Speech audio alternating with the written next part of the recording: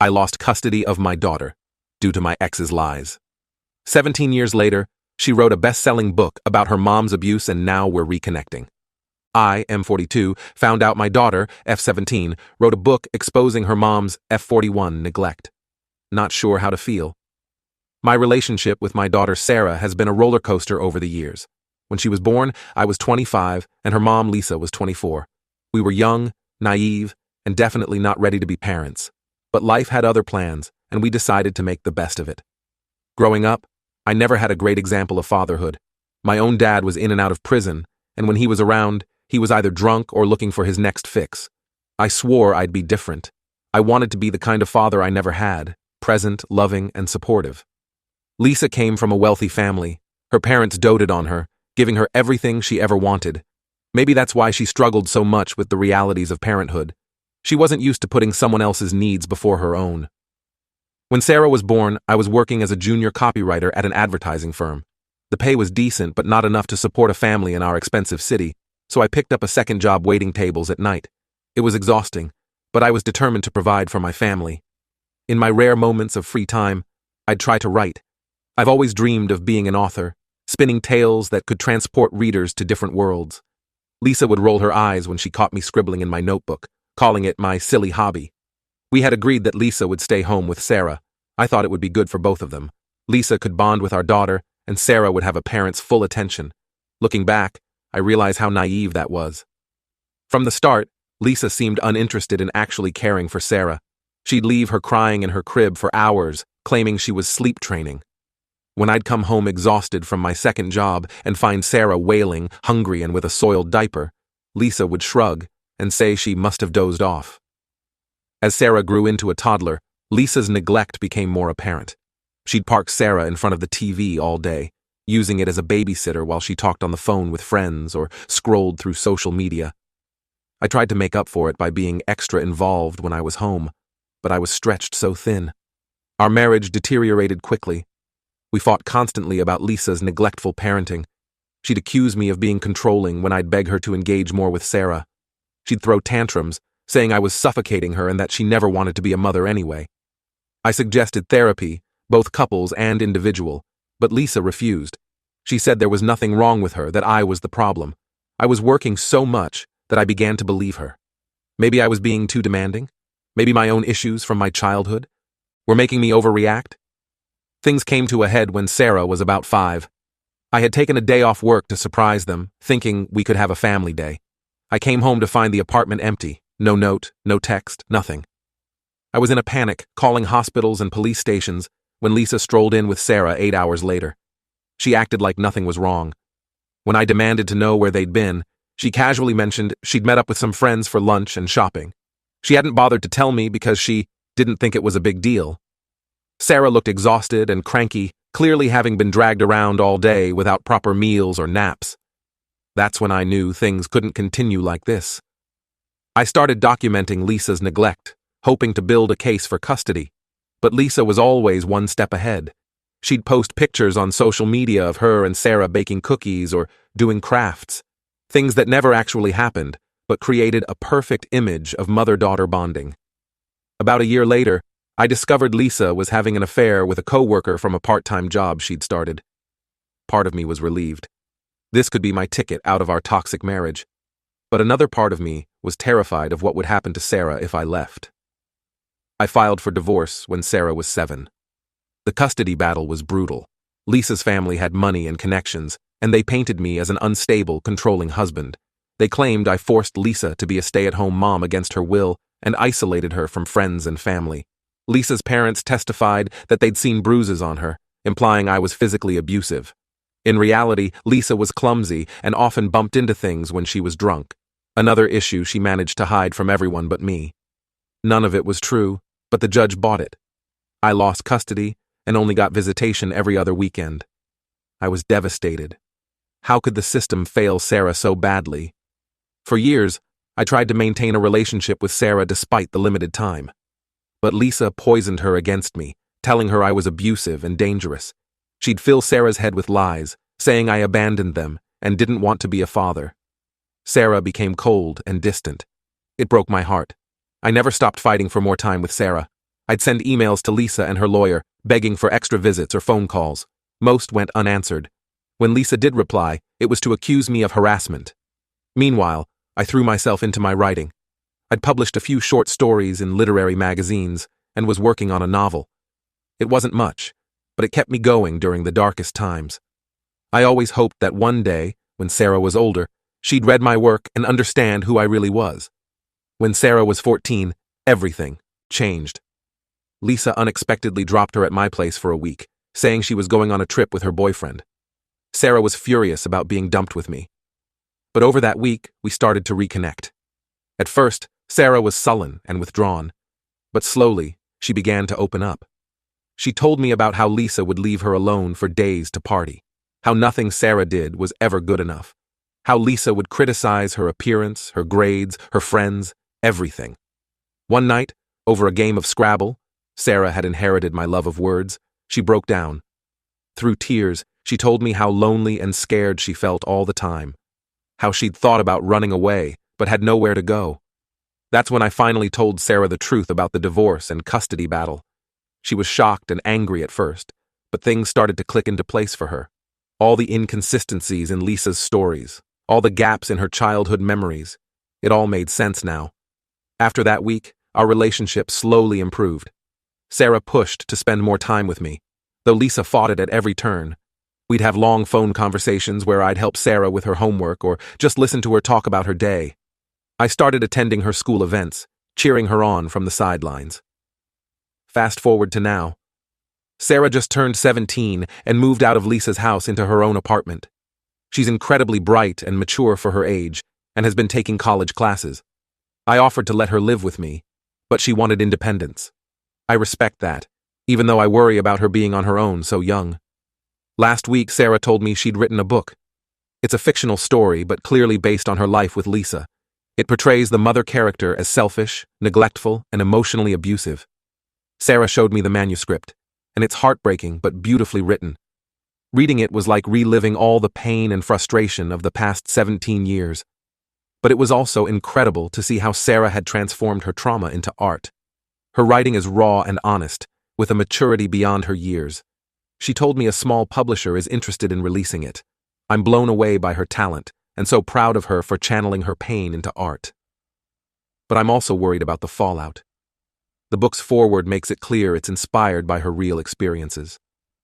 I know this will devastate Lisa and likely destroy their already strained relationship. Part of me feels like Lisa deserves it after how she's treated Sarah, but I also worry about the drama and stress it will cause for Sarah. I don't know if I should encourage her to publish it or suggest toning it down. I want to support her art and her healing process, but I also want to protect her from potential backlash. Am I wrong for not trying harder to discourage this? Should I stay out of it entirely? I'm really struggling with how to handle this situation. Update 1. Thank you all for the overwhelming support and advice on my original post. A lot has happened since then, so I wanted to give an update. After much reflection, I decided to take the advice of many commenters and not try to influence Sarah's decision about publishing the book. I told her I was proud of her writing and would support whatever she chose to do. Sarah was grateful for my support and decided to move forward with publication. The book came out last month and has gotten a lot of attention, especially on social media. Many readers have connected with the story and shared their own experiences with parental neglect. Sarah's inbox has been flooded with messages from teenagers and young adults thanking her for giving voice to their experiences. As we expected, Lisa is furious. The day after the book's release, she showed up at my house, pounding on the door and screaming that I'd manipulated Sarah into writing lies about her. I remained calm and told her through the door that Sarah wrote the book on her own and that it was fiction inspired by her experiences. Lisa threatened to sue both of us for defamation and destroyed some potted plants on my porch before leaving. I immediately contacted a lawyer friend who assured me Lisa has no case. The book is clearly labeled as fiction, and truth is a defense against defamation anyway. Still, I'm bracing for Lisa to try something. She's always been vindictive when she feels wronged. Sarah has been handling the attention remarkably well. She's done a few interviews where she's spoken eloquently about using writing to process trauma. In one particularly powerful radio interview, she talked about how writing the book helped her understand her own feelings and experiences better. I'm incredibly proud of her poise and maturity. One unexpected development is that Lisa's parents, Sarah's grandparents, reached out to me. This was shocking, as I hadn't heard from them since the divorce. They were key witnesses against me in the custody battle, testifying that they'd seen signs of my abusive behavior. In a long, emotional phone call, they apologized for believing Lisa's lies during the divorce.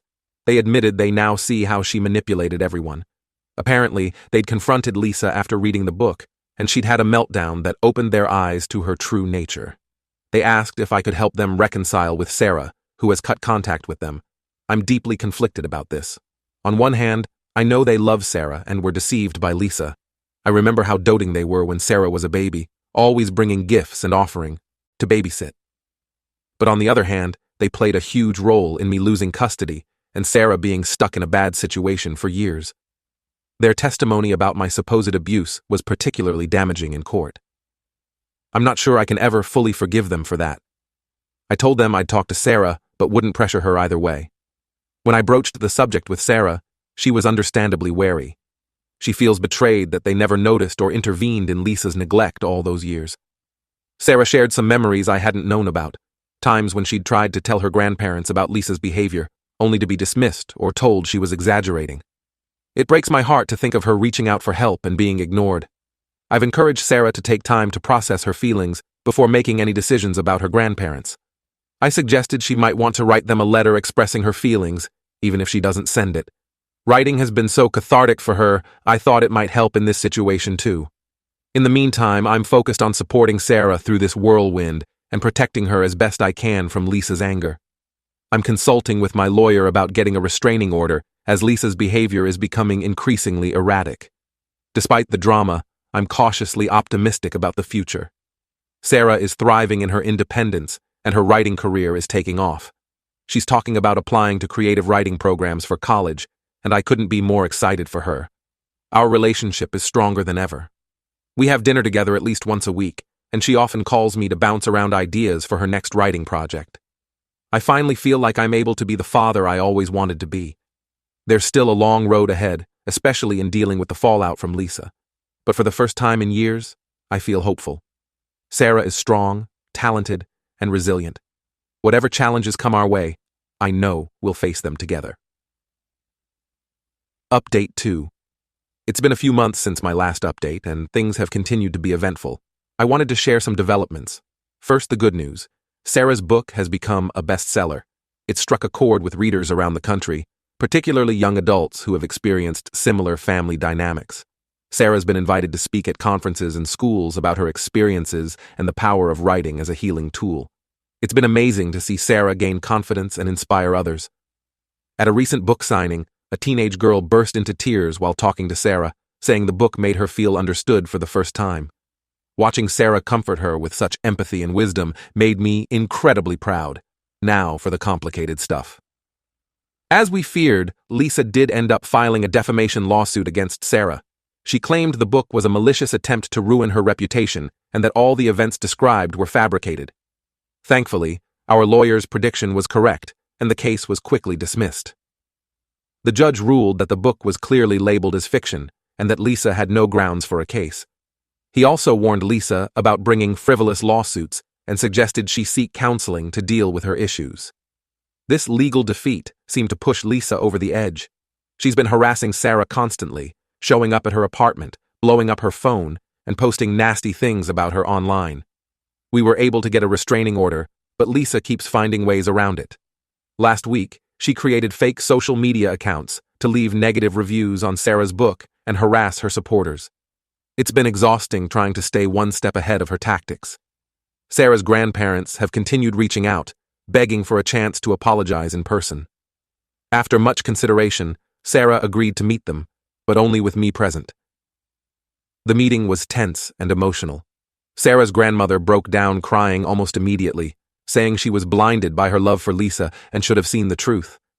Her grandfather, always more stoic, sat silently for a long time before admitting he'd failed Sarah as a protector. They brought photo albums and mementos from Sarah's childhood, which sparked some positive memories. There was a picture of Sarah's 5th birthday party. I hadn't been invited, but it was nice to see Sarah smiling, surrounded by friends and family. Sarah listened to their apologies but made it clear she wasn't ready to forgive them yet. She expressed her hurt and anger at being dismissed when she tried to tell them about Lisa's behavior. Her grandfather, through tears, admitted he thought Sarah was just acting out and regretted not taking her seriously. In the end, Sarah agreed to occasional phone calls to slowly rebuild trust. I'm proud of her for setting boundaries while leaving the door open for possible reconciliation. It's more than I might have done in her position. In a surprise twist, Lisa's younger sister, Sarah's aunt, reached out to us. She said reading the book made her realize she'd witnessed a lot of Lisa's neglectful behavior, but didn't know how to intervene. She shared some stories from Sarah's childhood that corroborated the events in the book. Sarah's aunt apologized for not doing more and offered to be a character witness if we ever needed one. She and Sarah have been rebuilding their relationship, bonding over their shared experiences with Lisa's difficult personality. As for me, I'm still adjusting to my new role as father of a famous author. It's surreal to see Sarah's book in stores and overhear people discussing it. I'm trying to respect her privacy while also being there to support her through all of this. Sarah recently asked me to help her write a memoir about our journey to reconciliation. I'm honored but also nervous about dredging up painful memories. We've agreed to take it slow and only share what we're both comfortable with. We've started having writing sessions together, sharing stories and comparing our memories of events. It's been challenging, but also healing. There have been tears and laughter as we work through our shared history. Overall, I'm cautiously optimistic about the future. Sarah is thriving in her career and personal growth. Our relationship is stronger than ever. There's still drama with Lisa, but we're learning to handle it as a team. I finally feel like the father I always wanted to be. Update 3. I wanted to provide one final update on this situation, as there have been some major developments. The biggest news is that Lisa has finally agreed to go to rehab. It turns out that a lot of her erratic behavior was fueled by a severe alcohol addiction that she'd hidden for years. Looking back, there were signs I should have recognized. The mood swings, the erratic sleep schedule, the constant headaches that kept her in bed all day. But she was always so good at hiding it, at least from those who weren't living with her. Lisa's rock bottom came when she showed up drunk to one of Sarah's book signings and caused a scene. She stumbled into the bookstore, slurring her words and accusing Sarah of being an ungrateful liar. Security had to escort her out while she screamed obscenities. It was humiliating for everyone involved, but especially for Lisa when videos of the incident went viral online. Sarah's aunt staged an intervention with the rest of the family. Lisa initially resisted, claiming everyone was ganging up on her. But when faced with the possibility of losing contact with her entire family, she finally agreed to a 90-day inpatient program. She's been there for a month now. Sarah is cautiously hopeful, but not getting her expectations up. I've encouraged Sarah to attend Al-Anon meetings for family members of alcoholics. She was hesitant at first, but after a few sessions, she's found it helpful to connect with others who understand what she's been through. It's given her a new perspective on Lisa's behavior, though it doesn't excuse it. In more positive news, Sarah's memoir about our reconciliation was released last week. The response has been overwhelming. So many people have reached out to share similar stories of healing family relationships. It's opened up important conversations about intergenerational trauma and the long term. Effects of parental neglect. Writing the book together was an emotional but cathartic process. It forced us to have difficult conversations about the past and our feelings. There were times when we disagreed about how we remembered certain events, which led to some tense moments. But working through those disagreements ultimately brought us closer. One chapter that was particularly difficult to write was about the years immediately following the divorce. I had to confront the fact that there were times I could have fought harder to be in Sarah's life. It was painful to admit my own shortcomings as a father, but Sarah appreciated my honesty. The book also delves into how my own childhood with an absent father affected my parenting. It was hard to be vulnerable about my insecurities and fears, but Sarah said it helped her understand me better. I'm so grateful for the chance to tell my side of the story and to have Sarah truly hear it. Sarah's relationship with her grandparents has slowly improved. She's not ready for a close relationship, but they talk on the phone occasionally. They've started therapy to work through their guilt and learn how to better support Sarah. Last week, they attended one of her book readings and seemed genuinely proud of her accomplishments. As for me, I've started mentoring other fathers who have lost custody of their children. Sharing my experiences and offering support has been incredibly fulfilling. It's helped me process my own journey and turn my pain into something positive. I'm even considering writing a guidebook for fathers navigating the family court system. Sarah is thriving in her career and personal life. She recently started dating someone who seems to treat her well. It's been an adjustment for me, seeing her in an adult relationship, but I'm happy she's found someone supportive. Seeing her happy and confident is the greatest reward I could ask for as a father. There are still challenges ahead, especially when Lisa gets out of rehab. We don't know if she'll maintain her sobriety or how she'll fit into our lives moving forward. Sarah has made it clear that she's open to rebuilding a relationship with Lisa, but only if Lisa continues to work on herself and respects Sarah's boundaries. For now, we're taking it one day at a time. Sarah and I have a standing Sunday dinner date where we catch up on our week and support each other through whatever challenges we're facing. It's become a cherished tradition for both of us. I never could have imagined, during those dark years when Sarah was distant and I felt powerless to help her, that we'd end up here. Our journey has been painful and complicated, but I'm grateful for where it's led us. Whatever happens next, I know Sarah and I will face it together.